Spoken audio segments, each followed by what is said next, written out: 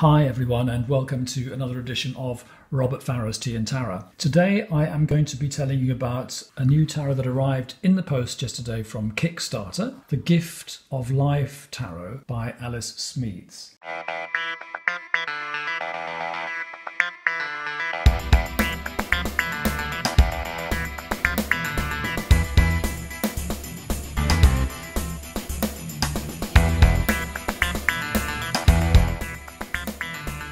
Now, this is a tarot designer that I know because she also brought out this very magical thing, the Ghetto Tarot. And I've reviewed it on my program and I love it. And I think it's a great classic, the Ghetto Tarot. So, as you can imagine, I was very excited when I heard about a new tarot coming out by Alice Smeets. Now, the Ghetto Tarot is a staged tarot where, you know, she stages the Rider-Waite-Smith images in the slums of Haiti with a local art group, Artist Resistance. And these stagings really are absolutely ravishing, as you can see. Look at that death card. The new one is a slightly different kettle of fish.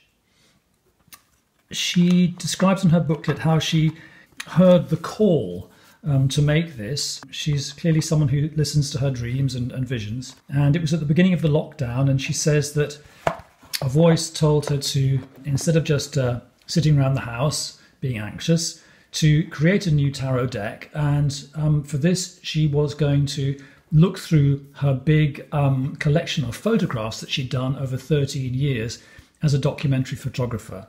And she was going to go through her collection of photos and match one already taken photo to each of the 78 cards. And this is a wonderful project. The photos are very beautiful. It's very serious, very thoughtful. And Alice Smeets is not only a great photographer, she's also really a thoughtful and intelligent and rather inspired tarotist.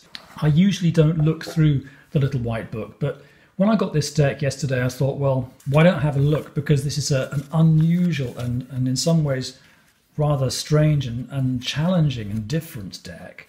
And I really needed to look through the book to find out what she was on about. And I'll tell you in a second what she's on about. Getting some negatives out of the way before we start. I don't like the box. I'm not a fan of these big outsized boxes. Look, here's one of the cards. And it's one of these boxes that is just bigger than the cards. And it's higher than it needs to be. It's higher and wider and taller than it needs to be. Here's a standard tarot box. And the Gift of Life tarot box is at least twice as big in volume. And the cards aren't really twice as big. They're slightly bigger. So it's a space hogging box. And like the Gift of Tarot also came out in a space hogging box. And these boxes do make the product look a little bit more exciting when you first get it, and it feels exciting for a while, but then it just feels like a space hog.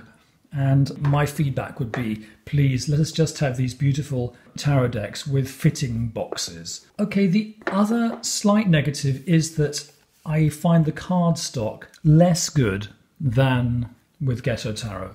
I don't like the cardstock particularly. It's not very thin.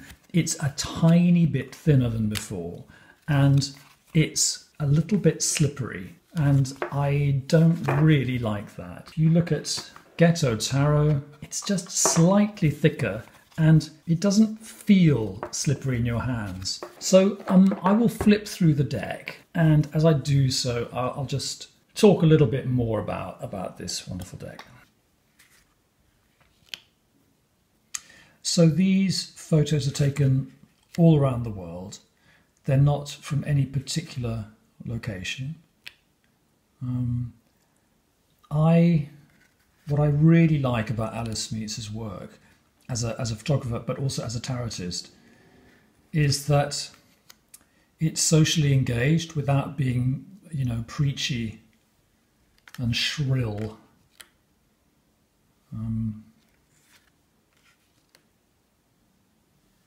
She doesn't use silly, modern, annoying, buzzwords. She just looks at the world. That's very beautiful.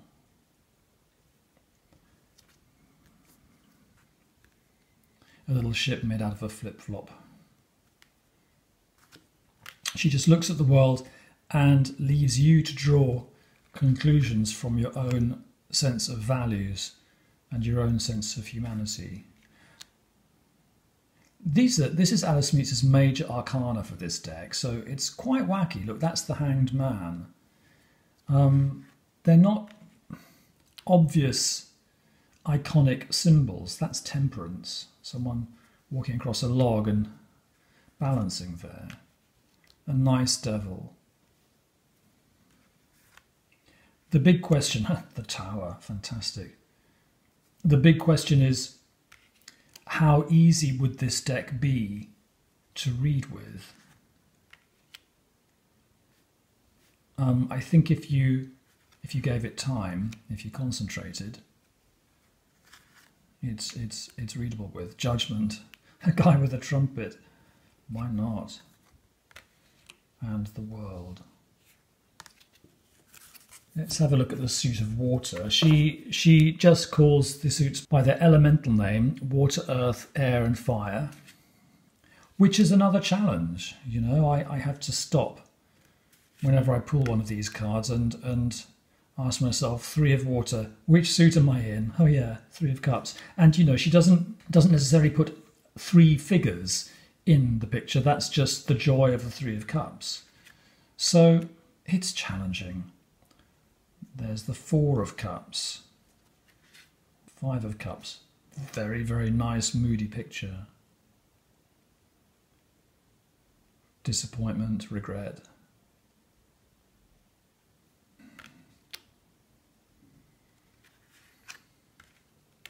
Seven of cups. There is, as I say, there is a little white book attached to this, and I'm ashamed to say that I don't normally even look at the little white book because, well, not ashamed. Because one of the things about reading tarot is that it's not a precise science and all the books differ. So as not to go mad, one tends to choose one's tarot books with great care, and then once one has chosen them, one ignores all the other ones. Otherwise, there would just be too much disagreement. It would just be a babble of tongues. Here's the Ace of Earth. Here's the Ace of Earth. What I want to say is I have looked at the little white book, and it's pretty good. You know, one never agrees with everything, but it's pretty good. I like the way she describes the court cards. You know, there are 16 court cards, and each of these cards she gives a one-word major keyword for, which is, they're all rather kind of Jungian words. There's the traveller, the rebel. I think Knight of Swords is the rebel. The provider, the student, and the court cards are jolly difficult to learn and work with. So I think that's really helpful, and my feeling is it's a very good little white book. For each card in the little white book, she gives an interpretative meaning to help you use them as tarot cards, and she also gives a little paragraph talking about the photograph, which of course is fantastic. So even though these photographs don't necessarily give you an iconic image similar to the Rider-Waite-Smith to remind you of the meaning, they are all connected to what she sees as the essence of that card.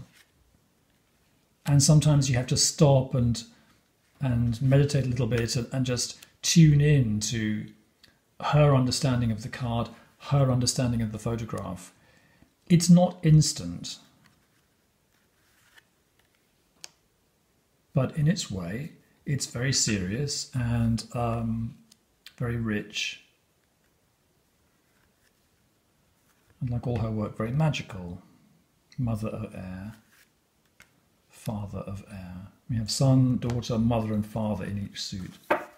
Last suit, fire, ace of fire. So this is now, we're now in Batons, and I'll give you an example of what I mean. There's the three of Batons. I think she calls that one, the essence of that is point of view or something. Four of fire, it's welcome. Five of fire she defines as challenge. The meanings are a bit positivistic. There are very few meanings where she defines it as something problematic or negative. Six of fire. Okay, seven of fire. That's the seven of Batons. That's usually a man defending his position on a high hill. Let's see what she says. Seven of fire. Overcoming opposition. Winning recognition. Initiation, rebirth. Overcoming fear. Claiming rights. Challenges. Getting attacked. Facing hardships. Well, in the Rider-Waite, the main meaning is getting attacked, and maybe the subtext is some of the other words like overcoming fear.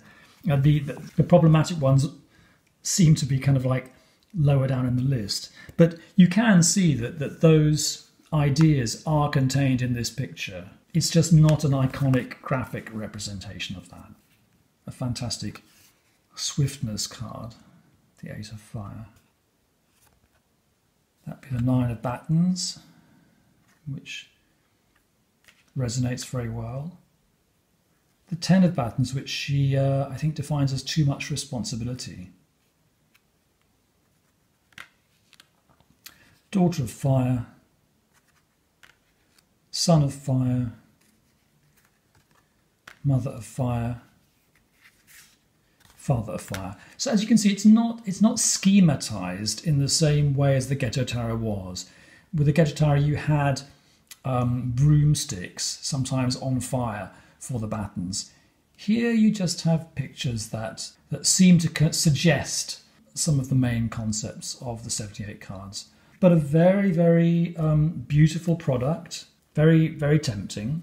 I was very lucky. I supported this on Kickstarter, and I was delighted to receive it at a really knockdown price. And so I hope it does really well. Oh, and look, it came with a little letter from Alice. Thanks, Alice. Bye.